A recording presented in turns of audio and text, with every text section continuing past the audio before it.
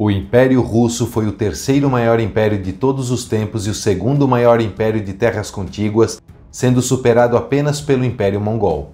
Nesse vídeo, vamos conhecer a história desse imenso e poderoso império, como ele conseguiu atingir dimensões tão grandes e como foi o seu fim. Mas antes disso, se ainda não for inscrito, não se esqueça de se inscrever no canal e ativar as notificações para não perder nenhum vídeo. Após a vitória sobre os suecos na Grande Guerra do Norte em 1721, o então czar do czarado da Rússia Pedro I o Grande recebe o título de imperador e o czarado da Rússia se torna o Império Russo, com sua capital sendo São Petersburgo e tendo como primeiro imperador o próprio Pedro I o Grande. Nessa época, o território russo já era enorme, se estendendo desde o Oceano Ártico ao norte até os atuais Cazaquistão, Mongólia e China ao sul, e dos atuais países bálticos, Polônia e Ucrânia a oeste, até o Oceano Pacífico ao leste, mas ele ainda cresceria muito mais. Em 1728, uma expedição comandada por Vitus Bering navegou pelo estreito que hoje leva o seu nome, o Estreito de Bering, em busca de novas descobertas mais a leste, mas por causa de uma névoa intensa, não conseguiu encontrar terra. Em 1730, a sobrinha de Pedro I, Ana, se torna imperatriz. Ana queria conquistar o acesso ao Mar Negro, mas para isso teria que derrotar o Kanato da Crimeia e o seu poderoso aliado, o Império Otomano.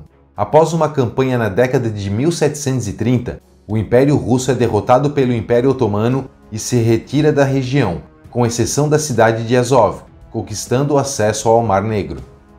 Em 1732, a península de Kamchatka é conquistada pelos russos. Em 1741, uma nova expedição comandada por Vitus Bering segue para o leste e dessa vez chega ao litoral do Alasca, onde descobre as Ilhas Aleutas. Em 1762, a então imperatriz Catarina II inicia uma ampla reforma administrativa e o Império Russo começa a passar por um grande processo de modernização, o que permitiu que a Rússia ganhasse ainda mais força, se tornando uma das maiores potências europeias. No final do século XVIII, o território da comunidade polaco-lituana entrou em um processo de deterioração chamado de Partilhas da Polônia, onde o território polaco-lituano foi dividido entre o Reino da Prússia, o Império Austríaco e o Império Russo. Em 1772, acontece a primeira partilha e o Império Russo anexa sua parte do território polaco-lituano. Em 1778, o território da atual província de Chukotka é anexado ao território russo. Em 1783, o Império Russo anexa o Kanato da Crimeia, consolidando definitivamente o tão sonhado acesso ao Mar Negro, onde fundam o porto de Sebastopol. Em 1784, é fundado pelo russo Grigory Shelekov o primeiro assentamento europeu no Alasca, na ilha de Kodiak. Em 1792, o Império Russo se expande ainda mais pela costa do Mar Negro, onde acabam estabelecendo o porto de Odessa. Em 1793, durante a segunda partilha da comunidade polaco-lituana, o Império Russo anexa mais uma parte do território polaco-lituano e em 1795, na terceira partilha, o último pedaço é anexado. Em 1801, os russos avançam pelo Cáucaso conquistando territórios. Entre 1808 e 1809, o Império Russo e a Suécia entram em guerra e, como resultado desse conflito, o Império Russo anexa a parte oriental do território sueco, que se torna parte integrante do território russo com o nome de Grão-Ducado da Finlândia. Entre 1809 e 1810, expedições cartográficas são realizadas por Yakov Sannikov e Matvei Gedenstrom nas ilhas da Nova Sibéria. Durante as guerras napoleônicas em 1812, os franceses invadem o território russo no que ficou conhecida como a Campanha Russa pelos franceses ou a Guerra Patriótica de 1812 pelos russos. Essa invasão foi um ponto de virada nas guerras napoleônicas, reduzindo as forças francesas e aliadas, enfraquecendo dramaticamente a hegemonia francesa na Europa. Mais de 500 mil de homens marcharam pela Rússia Ocidental, vencendo pequenas batalhas até que, de 16 a 18 de agosto, 175 mil soldados da frente francesa derrotaram 130 mil soldados russos na Batalha de Smolensk, Porém, nessa mesma data, os russos conseguem bloquear o avanço francês sobre a capital São Petersburgo, que teve que seguir para Moscou, sob a liderança do próprio Napoleão. Nessa investida, os russos iam recuando e usando a política de terra arrasada, queimavam e destruíam tudo pelo caminho para que nada pudesse ser aproveitado pelo inimigo. No dia 14 de setembro, Napoleão entra em Moscou depois de o exército russo já ter queimado e evacuado a cidade. Em outubro, sem nenhum sinal de vitória claro, Napoleão inicia sua retirada desastrosa de Moscou. A partir daí, o exército de Napoleão, desgastado e faminto, tinha que enfrentar os russos bem alimentados. Isso forçou Napoleão a recuar pelas mesmas áreas devastadas de onde tinha vindo. O início do inverno russo foi mais um duro golpe sofrido pelos franceses, que perderam ainda mais homens, e em novembro, quando as tropas francesas deixaram o território russo, dos cerca de 650 mil franceses que invadiram o Império Russo, apenas 27 mil homens conseguiram retornar.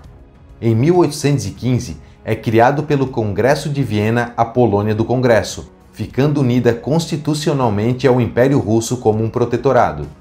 Com o Tratado de São Petersburgo de 1825, também chamado de Convenção Anglo-Russa de 1825, foi estabelecida a fronteira entre o Império Russo e o Império Britânico na América do Norte. Em 1831, a Polônia do Congresso perde a sua semi-independência e é integrada ao Império Russo como um estado fantoche. Em 1832, é realizado o mapeamento do arquipélago de Nova Zembla, dando início a expedições exploratórias na região.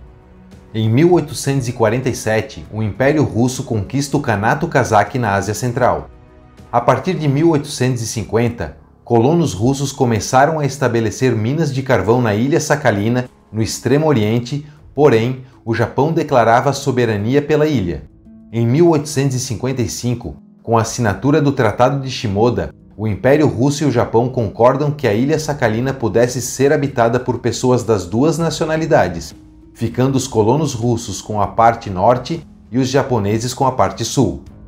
Em 1858, se aproveitando da fraqueza da China depois da Segunda Guerra do Ópio, o Império Russo força os chineses a assinar o Tratado de Aigun, cedendo aos russos cerca de 600 mil quilômetros quadrados de território a partir da margem esquerda do rio Amur.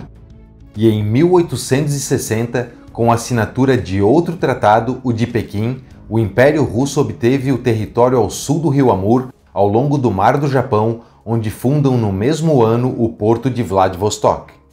Em 1866, o território do Império Russo chega ao seu auge, alcançando a sua máxima extensão com uma área aproximada de 22.800.000 km².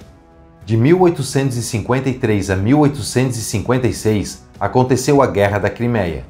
Essa guerra debilitou muito a economia russa e, se aproveitando da situação, o então secretário de Estado dos Estados Unidos, William Seward, propôs a compra do Alasca.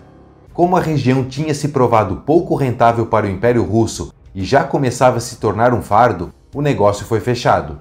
Assim, em 30 de março de 1867, os Estados Unidos compram o Alasca por $7.200.000, o equivalente a 5 centavos por hectare. Em 1867, a Polônia do Congresso foi diretamente incorporada ao território russo, se tornando uma província do Império Russo. Em 1873, os russos dominam o Kanato de Khiva e o Kanato de Bukhara. Em 1875, com a assinatura do Tratado de São Petersburgo, o Japão cede a sua parte da Ilha Sakhalina ao Império Russo. Em 1876, o Império Russo anexa o Kanato de Kokand, o território do atual Uzbequistão e parte do atual Quirguistão, e em 1881, todo o território do atual Quirguistão e também do Turcomenistão já estavam sob controle do Império Russo. Em 1913, é avistado pela primeira vez o arquipélago de Severnaya Zemlya, onde é hasteada a bandeira russa. Em 1914, no início da Primeira Guerra Mundial, a maior parte do exército alemão estava ocupado lutando na frente ocidental e, para se aproveitar disso, o Império Russo lança uma invasão no leste da Prússia, conquistando algum território, mas são interrompidos pelos alemães na Batalha de Tannenberg. Já no ano seguinte, os exércitos alemães e austro-húngaros começam a avançar para o leste e o Império Russo perde a região da Galícia e a Polônia. O Império Russo vinha sofrendo muito com a Primeira Guerra Mundial, investia muito em armamento e sofria muitas baixas, enquanto uma grande massa de operários e camponeses trabalhavam muito e ganhavam pouco. Além disso, o governo absolutista de Nicolau II desagradava o povo, que pedia uma liderança menos opressiva e mais democrática. Esse cenário desencadeou muitas revoltas populares e a situação de extrema pobreza que vivia a população se tornou um campo fértil para o florescimento de ideias socialistas.